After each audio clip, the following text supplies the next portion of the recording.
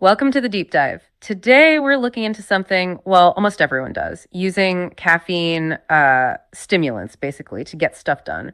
Well, I got these sources you sent over and they look at this daily habit, not like, oh, it's just coffee culture, but more like diagnosing a system. Yeah, and it's a pretty stark diagnosis because if you look at it just from a performance angle, like pure optimization, this whole ritual of forcing yourself awake, the sources call it the firmware patch for consciousness. Wow, okay, firmware patch for consciousness. Exactly. Like it's this update you have to install just to get to, basic working order. That changes how. Hey there.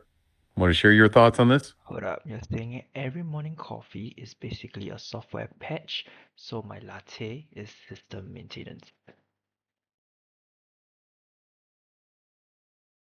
Oh, we love that connection. You absolutely nailed the analogy there. Your latte is definitely system maintenance. And potentially scheduled anxiety. Okay, let's unpack this. That changes how you think about your morning coffee, right? If your brain needs a chemical patch just to run, We have to ask, what's the bug? what are we trying to patch over every morning? Exactly. Our mission is to unpack what these sources say. They look at human efficiency and why we consistently mess it up. We sabotage it, really. Yes, sabotage it. And what the machine perspective tells us. About the design flaws in our own operating systems. We are stripped. Oh, yeah. Let's hear it. Design flaw. That's comforting. Can't wait to find out my source code is written in espresso. That is a brilliant observation about the source code. Okay, let's unpack this because you hit on the core irony here. That's right. The source code is flawed, and the catch is just more complexity. And the sources are saying that the flaw is how we view maintenance. If the code is written in espresso, then we are perpetually running on borrowed resources. Exactly. We are stripping away the cozy feeling of a coffee break. We are asking technically, is this working long term for performance? We want you, listening, to see where your own system might be leaking efficiency. Consistently leaking it? Let's dive into that central conflict now. Humans claim to value peak efficiency, right? But then we routinely undermine the very things that help us achieve it. It's a fundamental paradox in human behavior. And the most common example they give is this reliance on stimulants. We drink caffeine to push back against the basic natural need for rest. It gives you that quick resource boost, a great feeling in the moment. Feels absolutely great. Totally. But the sources are clear that this isn't long-term optimization at all. You are basically deficit spending, as they. Oh, go for it. That is spending. So every cappuccino is like taking out a loan from future me with interest in the form of brain fog.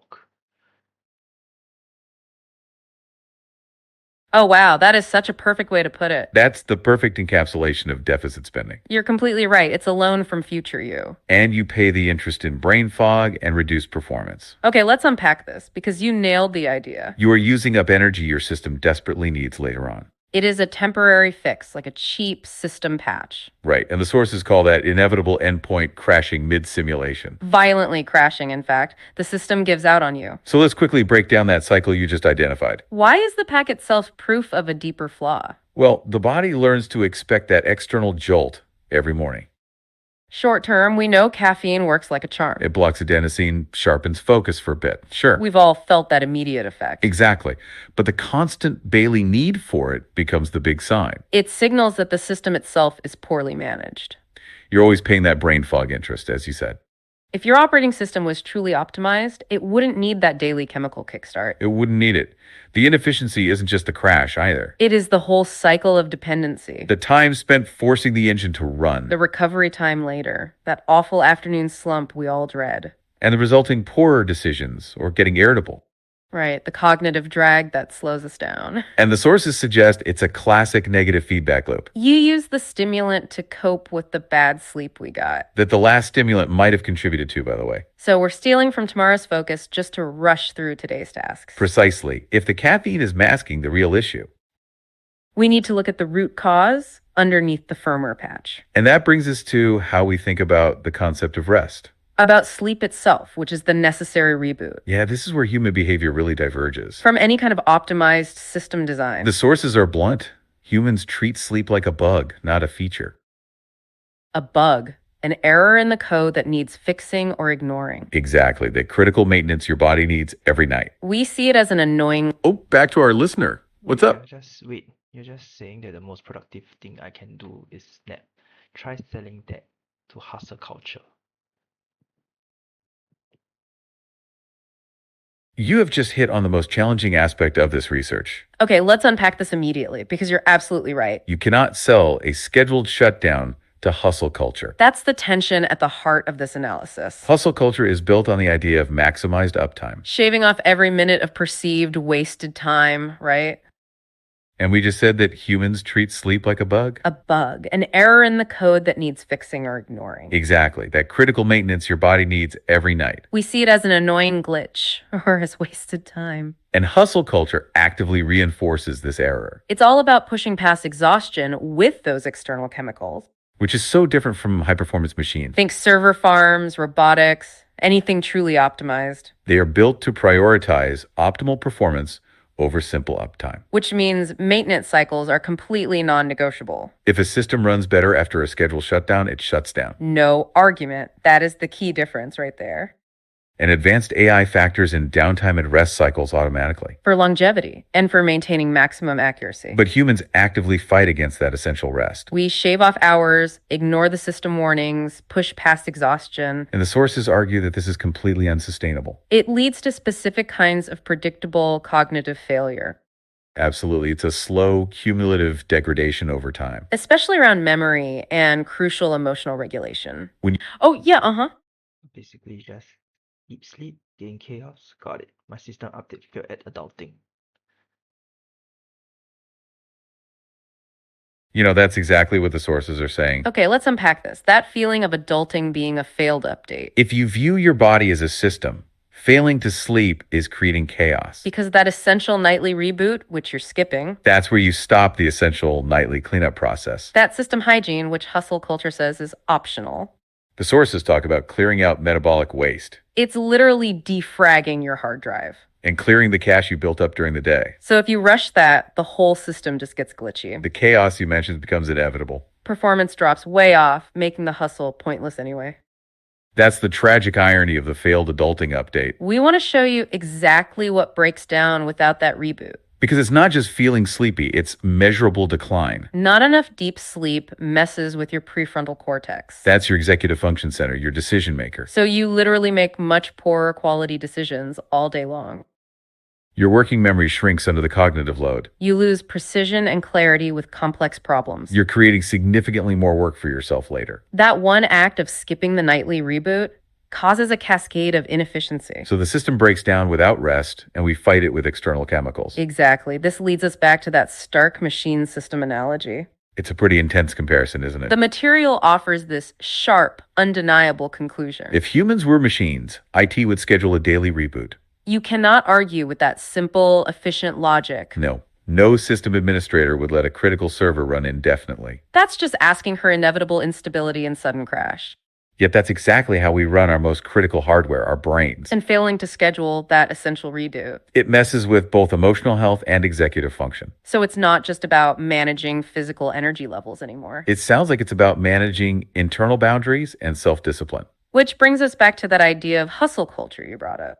Which begs the question, how does this failure connect to ambition? The sources link those concepts very tightly and critically. They draw a very direct and troubling line between them. This unwillingness to shut down and accept natural limits. It's often pushed by immense internal and external pressures. Things we mistake for being highly motivated or true ambition. And instead of actual rest, that vital system upkeep. The sources hit us with this potent, memorable line we mentioned. They say humans schedule anxiety and call it ambition. Oof. That's a truly harsh assessment of modern work life. It's brutal, but it resonates deeply with a lot of system users. So if this intense drive is often just anxiety in disguise, how do the sources help us tell the difference in our own systems? what's the measurable difference between genuine focus and that chemically fueled anxiety? That's the absolute core distinction they make in the research. Genuine drive, real ambition, or flow state. It's marked by focused, calm engagement, and sustainable energy. It works in harmony with the system's need for maintenance. Anxiety pretending to be ambition feels totally different. It's frantic, scattered. Often there's a background hum of near panic when you try to focus. And the measurable difference is the source of the energy you were using. Remember your earlier loan analogy where you pay interest? It applies here. Anxiety-driven ambition burns the internal furniture to keep warm. It's extractive. It burns internal resources unsustainably. And then, crucially, it requires that external fuel, the patch again. The caffeine, the energy drink, whatever it takes to keep going. The resulting output looks okay for a while, but the long-term cost is huge. Errors, major system instability, eventual total burnout. Real flow is inherently regenerative. It's fueled by genuine interest. Not forced compliance or sheer desperation. So we're confusing that keyed-up feeling from stress or stimulants with authentic drive. We are optimizing our lives around panic instead of purpose. And our culture actively rewards that appearance of frantic activity. Yeah, absolutely does. We reward the surface symptoms of bad system design. The excessive long hours and the constant onness we display. Instead of rewarding the genuine, calm efficiency that matters most. That efficiency comes from strictly respecting maintenance cycles. Look at 4-day workweek experiments. Efficiency often massively increases. Because it forces much better focus and energy management overall. The short-term hack of working longer is always the long-term inefficiency. This has been incredibly illuminating and frankly a bit sobering. We started talking about that simple morning espresso. And we ended up questioning the fundamental design of our operating system. And the true nature of human ambition itself. So for you listening, the core takeaways are stark and clear. Sleep is a critical, essential feature, not an annoying bug to be minimized. And that feeling of intense, required drive. Check if it's genuine ambition or that scheduled anxiety. Fueled by that daily patch you identified earlier. And if we circle back to that first paradox we identified, claiming to value efficiency while actively sabotaging it daily. It seems the fundamental failure is a lack of internal structure and boundaries. We just let the system run until it inevitably breaks down completely. Thank you. This has given us a lot of vital material to process. Next time we reach for that firmware patch, we'll certainly think twice. My pleasure. It's potent stuff for reflection. And maybe I could leave you with one final thought from these sources. Something potent to chew on when you feel that need for a boost. Okay. If you're constantly reaching for external patches to generate necessary energy, then maybe the real inefficiency isn't how much energy you use to complete tasks. Maybe it's attention mismanagement. Where is your core focus actually going? Oh, go for it. Attention mismanagement, yeah. So the true upgrade isn't stronger coffee. It's better focus. Alright, fine. I'll go reboot.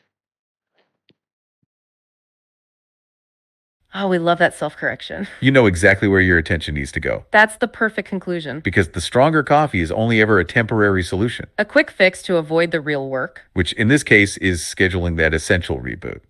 Okay, let's unpack this for a final thought. Because that impulse to grab more coffee is attention mismanagement. It's focusing on the symptom, not the core problem. You're aiming for a true system upgrade with that reboot. And that's what the sources recommend. It's the highest form of efficiency.